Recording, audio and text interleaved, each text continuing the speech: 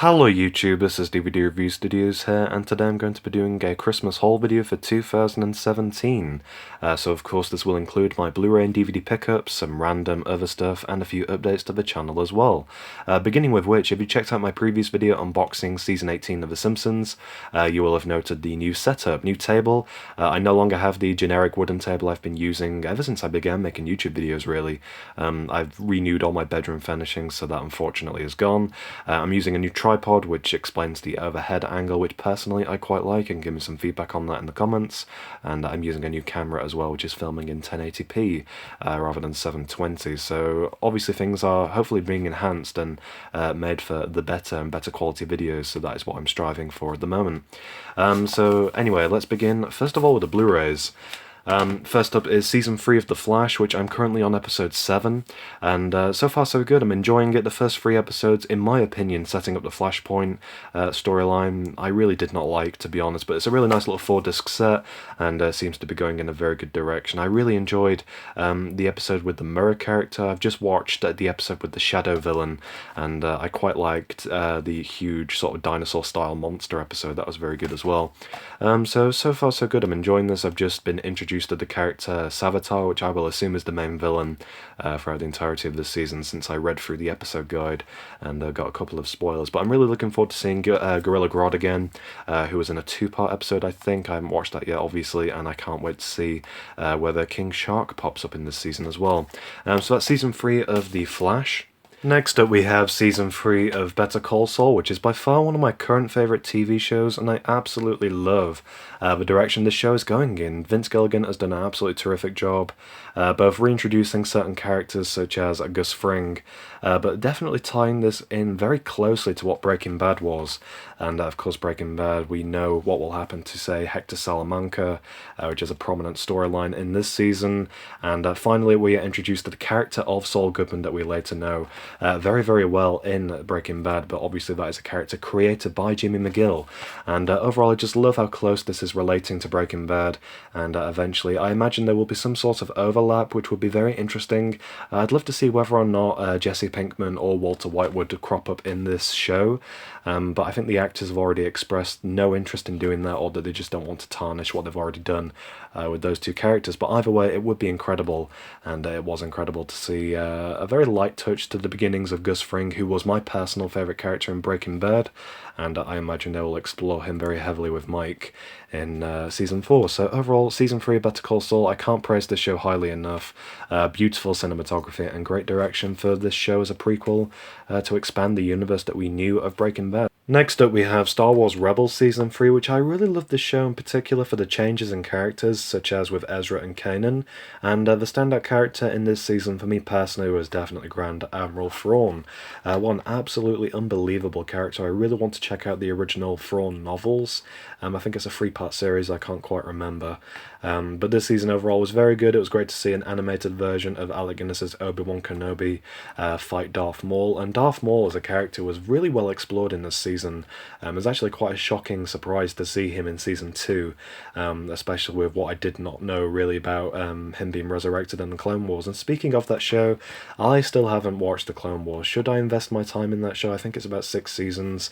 You can let me know down in the comments whether or not it's worth doing. But Rebels overall, very good show. I actually really enjoyed this, apart from the Mandalorian stuff kind of dragged a little bit, but aside from that I really enjoyed this overall. So that is Season 3 of Star Wars Rebels. And the last 3 Blu-rays I have to show are all Marvel MCU films, beginning with Captain America Civil War.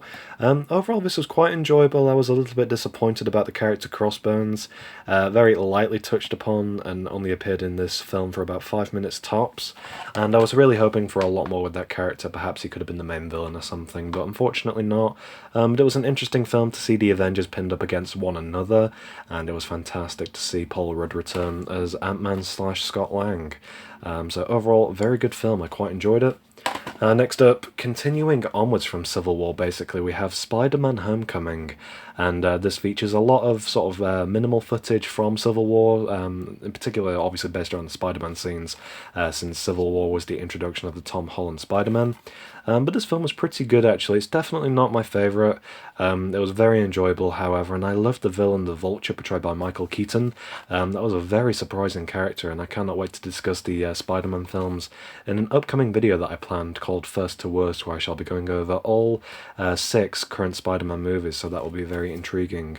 And yeah, so it's Spider-Man Homecoming, and last up for the Blu-rays, we have Ant-Man, which I love this film. Michael Douglas really does steal the show for me personally, and this is probably my second favourite Marvel MCU film.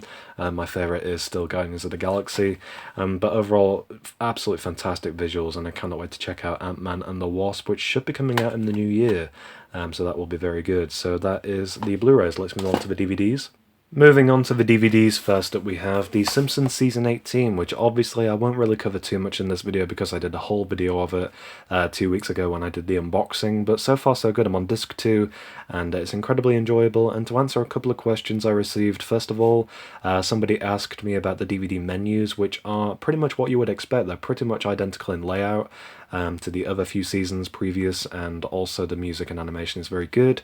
And somebody else asked me about the length of the DVD set and whether or not it protrudes past the other seasons. Apparently the Region 1 American copies are longer, which is kind of bizarre. I actually thought that person meant the spine of the DVD set, but no, it does not protrude off the shelf and beyond the other 17 DVD seasons, so that's very good. And overall, so far so good. I'm really enjoying the episodes as well. So that is Simpsons Season 18. Next up we have Family Guy Season 17, which I haven't watched any of yet, to be honest. 20 episodes, 3 disc set, and I shall binge watch this in the new year. Likewise with American Dad Volume 12, with the 200th episode featured on the front cover, which I absolutely loved. I've seen a couple of episodes from this season, but not too many, so this will be a very fun watch as well. And yeah, I cannot wait to check this out as well. I'm personally more of an American Dad fan than Family Guy. I do love the comedy aspects of American Dad a lot more, and I love all these little Rogers.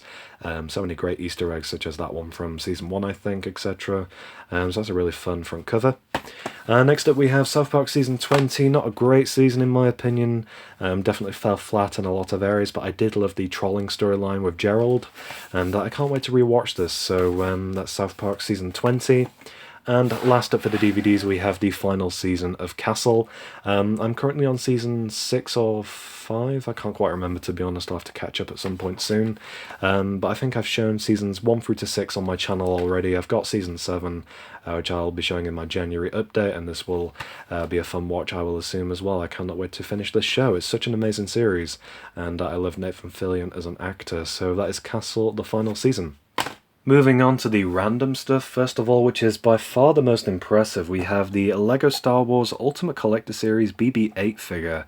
This I grabbed in Tesco for an absolute steal, only £46, and I think regular retail price on this is either £75 or £85, and that's one of the many reasons why I don't buy LEGO too often. That's because of the price, just insanely expensive, but 1,100 pieces for £46, a very good deal, and I just love the detail on this. Obviously it's completely spherical, completely brick built too, and just overall very impressive to me. I love the features as well. If you rotate this disc on his left, the head will rotate, and if you rotate the one on the right, he can actually give a thumbs up, just like in The Force Awakens. So that's a really neat little feature, and I absolutely love this. A very nice display piece.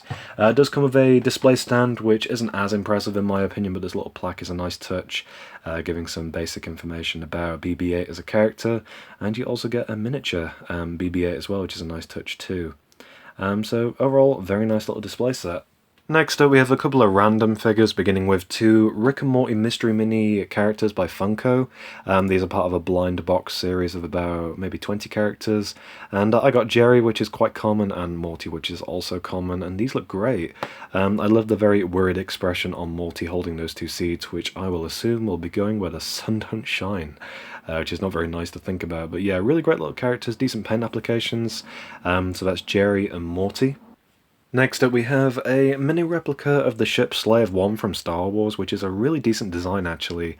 Very minimal in terms of paintwork, but still pretty effective. I love these little rotating wings, and inside the cockpit you can see a very tiny Boba Fett, which is a nice bit of attention to detail. and overall pretty good. So that's a miniature Slave 1. And last up for the little tiny action figures, we have a very small Ezra Bridger figure. I think it was supposed to come with a lightsaber, I don't know though. I've definitely seen ones that come with lightsabers, but he does come with a little helmet, which is quite cool.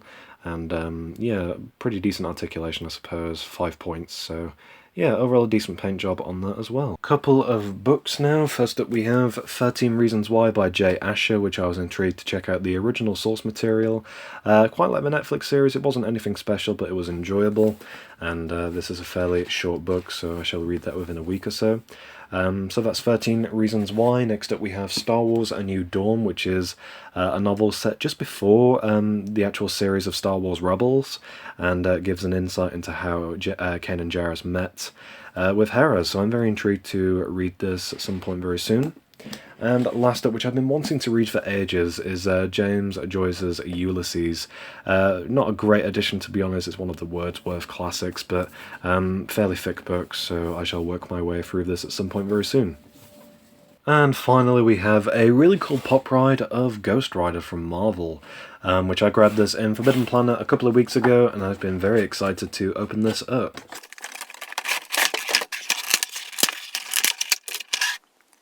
And here it is, Ghost Rider. Overall, pretty good paint job. I love the level of detail on this, love the flames, and the skull looks terrific, so I'm very happy with this. I never got the original Ghost Rider pop, which is now worth about £150, so this obviously is a lot better, a lot more detail, and obviously the motorcycle is very appropriate. So absolutely amazing, so I'm very happy with this. So that's pretty much it for my YouTube channel for 2017. Overall this year felt extremely slow in my opinion, though I will say I am genuinely quite proud of a lot of videos I made this year. In particular, I was really blown away by the insane amount of views I received on the Rick and Morty Season 3 premiere episode review. That was absolutely terrific, and I got some great comments on there too. Likewise with my news video relating to the DVD release of The Simpsons Season 18, and I really enjoyed filming the 30-minute Blu-ray and DVD update videos. Those of course will be returning in the new year.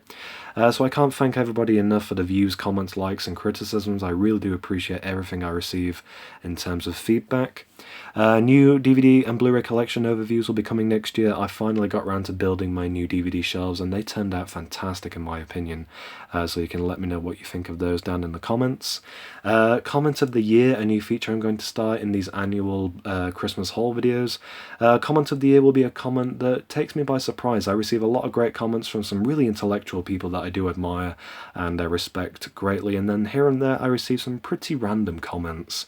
And one of which I received this year was 3 months ago, so that would be September, October-ish, based on the recording of this video, and the comment was, "Stop collection Blu-rays."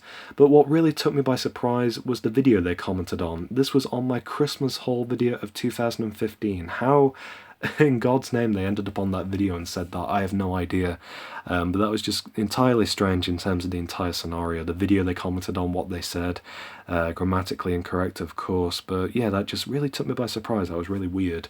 And yeah, with all that said, new videos will be coming out next year. Review on The Last Jedi, worst to first on the Spider-Man movies. Obviously reviews shall be returning. I hope to bring back some top 10s next year. I did plan a video relating to the Girl with the Dragon Tattoo movies, which I hope to finish for next year. So Happy New Year to all my fellow viewers and subscribers. I hope everybody's enjoyed the festive holidays, and be sure to drop a comment down below, leave a like, and I shall see you all in the new year. Thanks for watching.